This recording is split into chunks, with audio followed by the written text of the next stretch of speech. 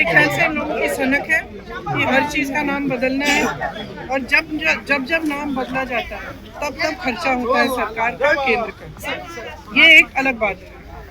ये योजना महात्मा गांधी जी के नाम पर है। महात्मा गांधी जी हमारे राष्ट्रपिता हैं, उनका अपमान नहीं होना चाहिए। तीसरी और सबसे ज़रूरी बात, नाम बदलने से ज़्यादा ज़रूरी ये बात है कि जो अधिकार इसी सदन में सबकी सहमति से जब वो कानून बना, तो यहाँ एक भी राजनीतिक दल नहीं था जिसने सहमति नहीं दी।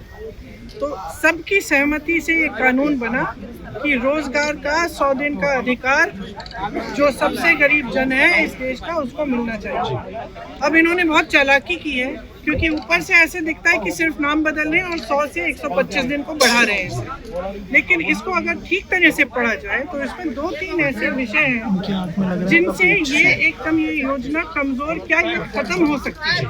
और मैं आपको समझाती हूँ कि ये क्या है ये विषय। सबसे पहला कि इन्होंने 100 से 125 दिन की बात की है, लेकिन कमाई को बढ़ाने की कोई बात नहीं की है। आज अगर आप किसी भी प्रदेश में जाएंगे, आपको पता चलेगा कि जो मनरेगा का बकाया अभी मिला नहीं है।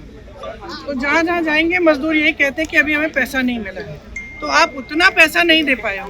केंद्र पहले 90% केंद्र की जिम्मेदारी होती थी कि केंद्र पैसे देगा।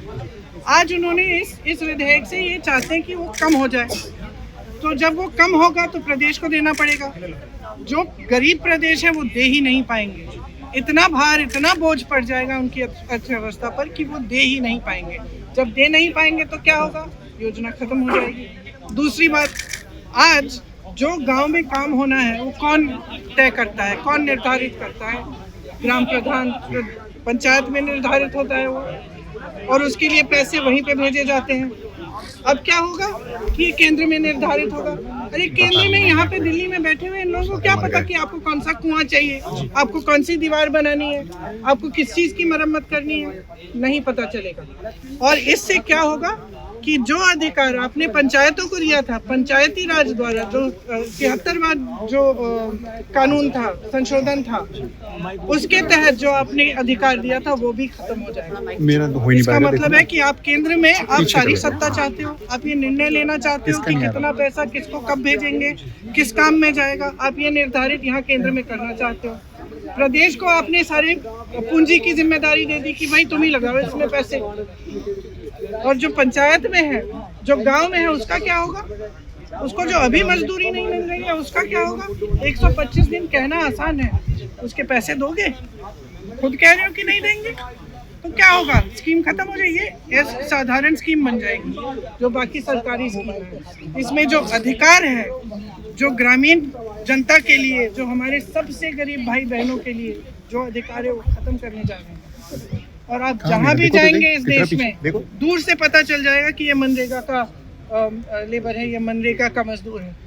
दूर से पता चल जाएगा। उसके हाथ कठोर होते हैं, उसकी चेहरे पे झुर्रियाँ होती है, गरीब से गरीब इंसान होता है वो। वायनाड से लेके रायबरेली तक मैंने देखा है, दूर से पता चल जाता है कि ये मनरेगा के मजदूर है। उसको भी खत्म करना चाहते हो आप? किस लिए? इतने पैसे तो आप अडानी अंबानी को पकड़ा रहे हो, सारी संपत्ति पकड़ा रहे हो, और वो बेचारा मजदूर सुबह से शाम तक काम कर रहा है, धूप में मर रहा है, पसीना आ रहा है उसका, खून बह रहा है उसका, आप उसको छोड़ दोगे?